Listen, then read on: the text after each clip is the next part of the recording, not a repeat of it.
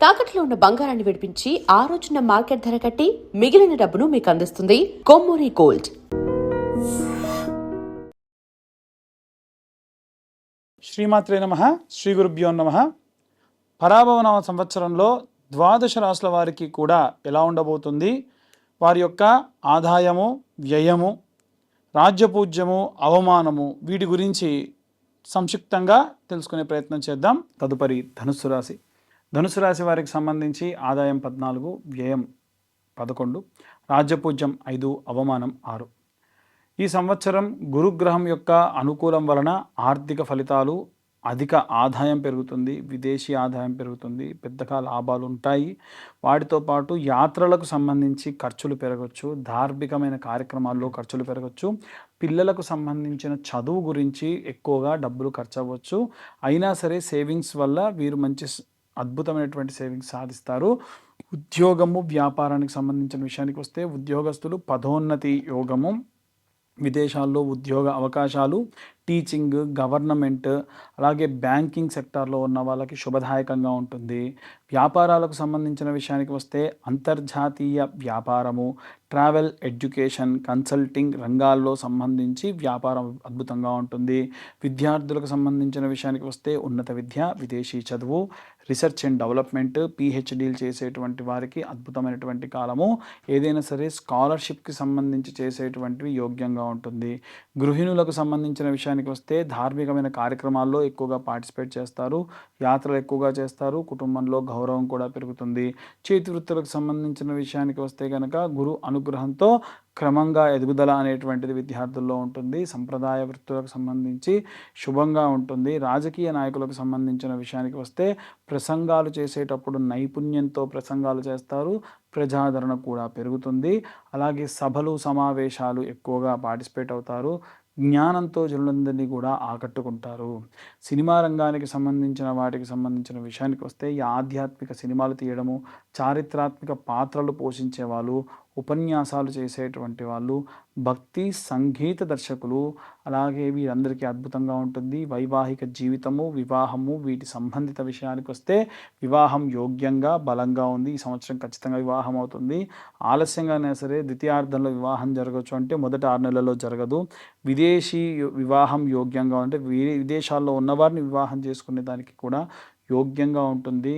అలాగే పరస్పర గౌరవం భార్యాభర్తలు పెంచుకోవడం వల్ల అన్యోన్య దాంపత్యం కూడా పెరుగుతుంది. సంతానానికి సంబంధించి ఎక్కువ లాభం గోచరిస్తుంది. పిల్లలకు సంబంధించి చదువులో శుభదాయకంగా ఉంటుంది. విదేశీ విద్య అద్భుతంగా గోచరిస్తూ ఉంది. అలాగే ఆరోగ్యానికి సంబంధించిన విషయానికి వస్తే కొన్ని రకాలైనటువంటి జాగ్రత్తలు తీసుకోవడం మంచిది. అలాగే తలనొప్పులు ఎక్కువగా అవ్వడము, తొడ, నడుము కింది భాగంలో నొప్పులు ఎక్కువ అవ్వడము, అలాగే బరువు పెరగడము, లివర్ సమస్యలు పెరగడం లాంటివి కూడా వచ్చే అవకాశం ఉంది. వీటి పరంగా జాగ్రత్త వహించండి. ఏ చిన్న ఆరోగ్య సమస్య వచ్చినా అస్సలు నెగ్లెక్ట్ చేయకండి. ఆహారానికి సంబంధించి కూడా నూనె పదార్థాలు, ఫ్రైడ్ పదార్థాలు తగ్గించుకోవడం మంచిది. ధనుస్సు రాశి వారికి సంబంధించి గోచార రీత్యా గురు గోచారంలో అత్యంత శుభంగా ఉంది. విద్యాభివృద్ధి, సంతాన లాభము, ధన యోగము, గౌరవం పెరుగుతుంది.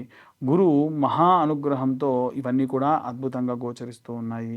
శని గోచారంలో భాగంగా కుటుంబంలో ప్రేమ, ఇంటి బాధ్యతలు పెరగడము, ఆర్థిక ప్లానింగు, పెద్దల సేవ, లాభము, పరిపక్వత, స్థిరత్వము, ఇవన్నీ కూడా పెరిగే అవకాశం ఉంది.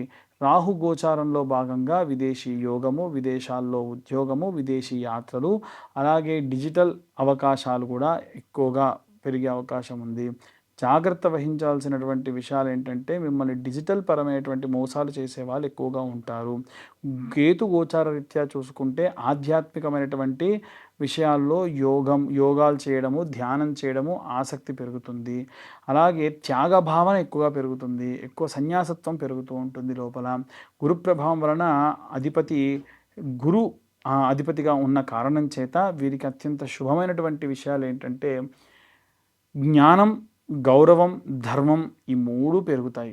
వీరికి కొద్దిగా నష్టం ఏదన్నా ఉంది అంటే అతిగా ఆశావాదము, అతిగా మాట్లాడడం లాంటివి మాత్రమే పరిగణలోకి తీసుకోవాలి. వీరికి మార్చి నుండి జూలై ప్రాంతం వరకు శుభ ప్రారంభంగా ఉంటుంది. విద్యా ఉద్యోగంలో శుభంగా ఉంటుంది. జూలై నుండి సెప్టెంబర్ వరకు కూడా ప్రమోషను, వివాహ యోగ్యము అధికంగా ఉంటుంది. సెప్టెంబర్ నుండి కూడా మనకు డిసెంబర్ వరకు చూసుకుంటే విదేశీ యోగము, ధనలాభం కనిపిస్తుంది. డిసెంబర్ నుంచి మార్చి వరకు కూడా చూసుకుంటే ఆరోగ్యంలో జాగ్రత్త వహించడం మంచిది. కుటుంబ బాధ్యతలు కూడా పెరుగుతాయి. ధనుస్సు రాశి వారికి సంబంధించి శాంతి పరిహారాల విషయానికి వస్తే కనుక దక్షిణామూర్తి యొక్క పూజ చేసుకోవడము, మేధా దక్షిణామూర్తి స్తోత్రం చదవడము, దత్తాత్రేయ స్వామి మంత్రాన్ని చదవడము, అలాగే ఈ యొక్క గురుగ్రహానికి సంబంధించి విశేషమైన పూజలు చేయడము, మీకు గురువులు ఎవరు ఉంటే వాళ్ళకు పూజలు చేయడం కూడా మంచిది. గురువారము మీద దక్షిణామూర్తికి సంబంధించిన పూజ చేయడము, గురుగ్రహ శాంతి హోమం చేయించడము, గురు గాయత్రి జపం చేయడం చాలా మంచిది. ఏవైనా దానాలు చేయాలి అని అంటే పసుపు వర్ణంలో ఉన్నటువంటివి, గోల్డ్ కలర్లో ఉన్నటువంటి దానాలు చేయడం మంచిది. అలాగే శనగలు దానం చేయడం మంచిది. పుస్తక దానం చేయడం మంచిది. విద్యార్థులకు సహాయం చేయడం మంచిది. అలాగే శుభ వర్ణాల విషయానికి వస్తే కూడా గోల్డ్, పసుపు వర్ణాలు చాలా మంచిది. లైట్ ఆరెంజ్ కలర్లో ఉన్నటువంటివి కూడా చాలా అద్భుతమైనటువంటివి, మంచి అవకాశాలు ఇస్తాయి వీరికి. రత్నధారణ ఏది చేయాలి అని అంటే కనకపుష్యరాగం ధరించడము, అది కూడా తెలిసిన జ్యోతిష్యుల్ని కన్సల్ట్ చేసి ధరించడం మంచిది.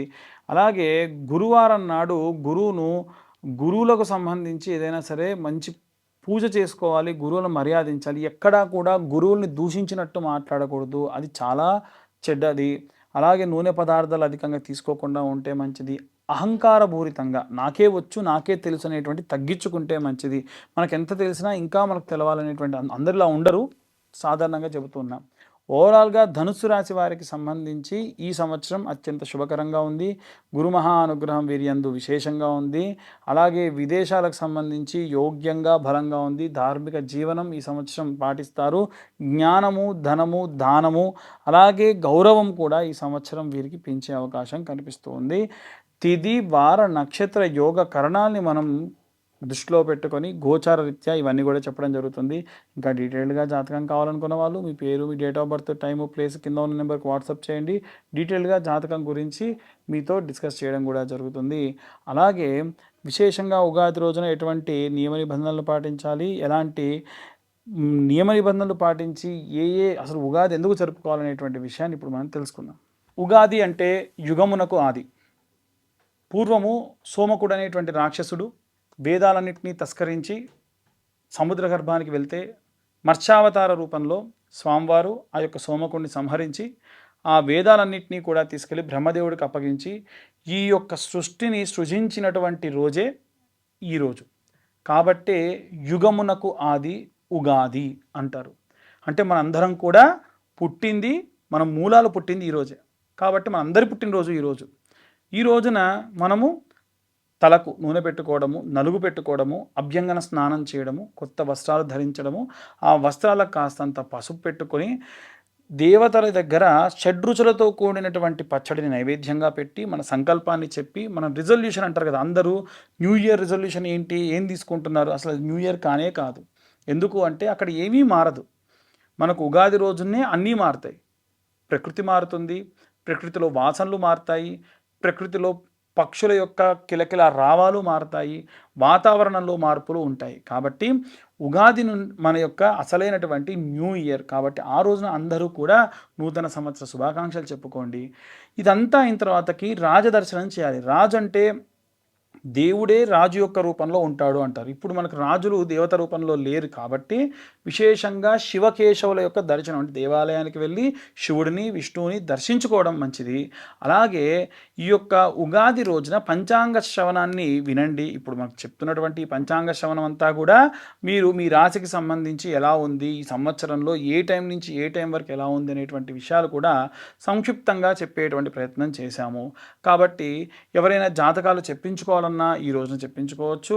అలాగే వీలైనంత వరకు కూడా ఈ సంవత్సరంలో ఎవరికైనా వివాహం కాని వారికి, సంతానం కాని వారికి ప్రత్యేకమైనటువంటి హోమాలు నిర్వహించడం జరుగుతుంది. ఆసక్తి కలవారి కింద ఉన్న నెంబర్కి కాంటాక్ట్ చేయొచ్చు. సర్వే జనా సుఖినో భవంతు. స్వస్తి.